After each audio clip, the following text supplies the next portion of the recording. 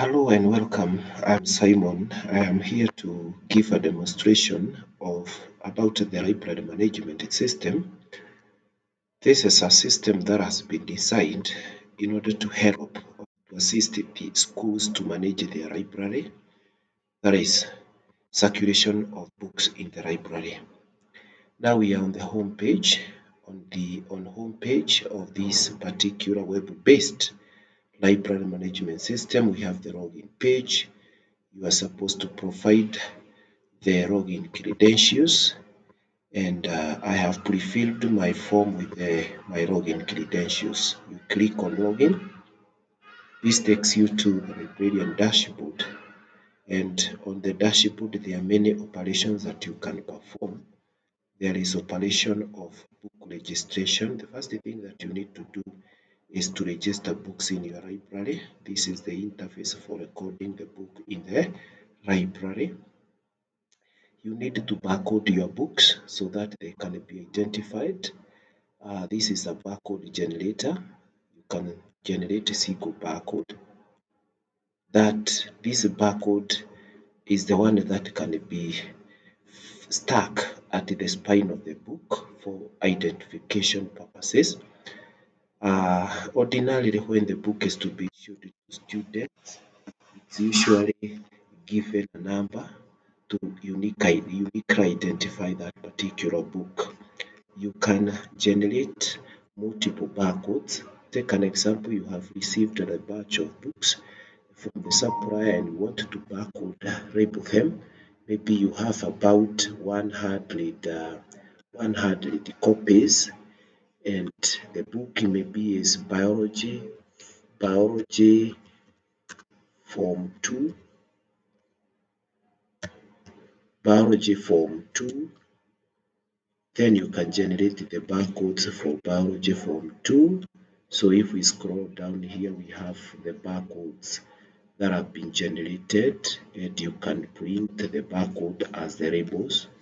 So there is a preview of the barcode that will be generated. This is for the purpose of book registration. You are receiving the books from the supplier, and now you want to store them in the school library.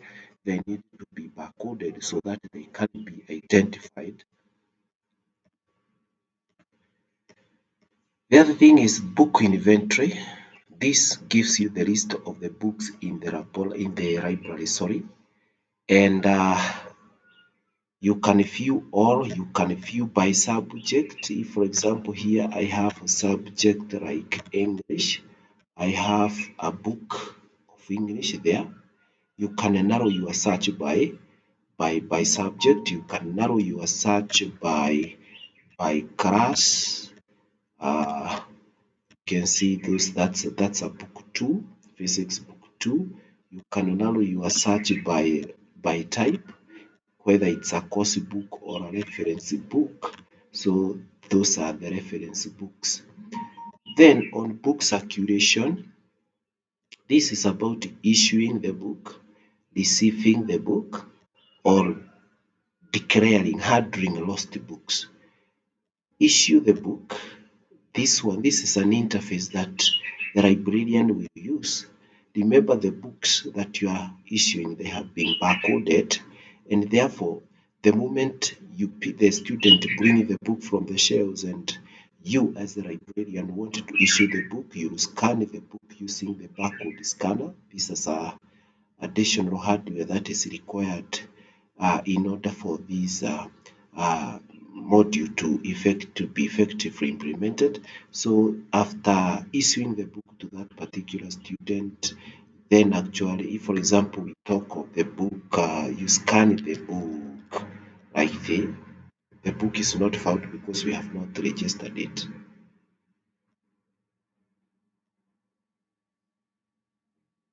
If you want to receive the book, the same case applies, that the student will bring the book to you, and then of course you scan it. The book will be declared as it has been returned. If the book has been lost, then you input the admission number of the student who is saying that the book has been lost. You will see the book that has the list of books listed under him. and therefore you can be in a position to generate the list of lost books.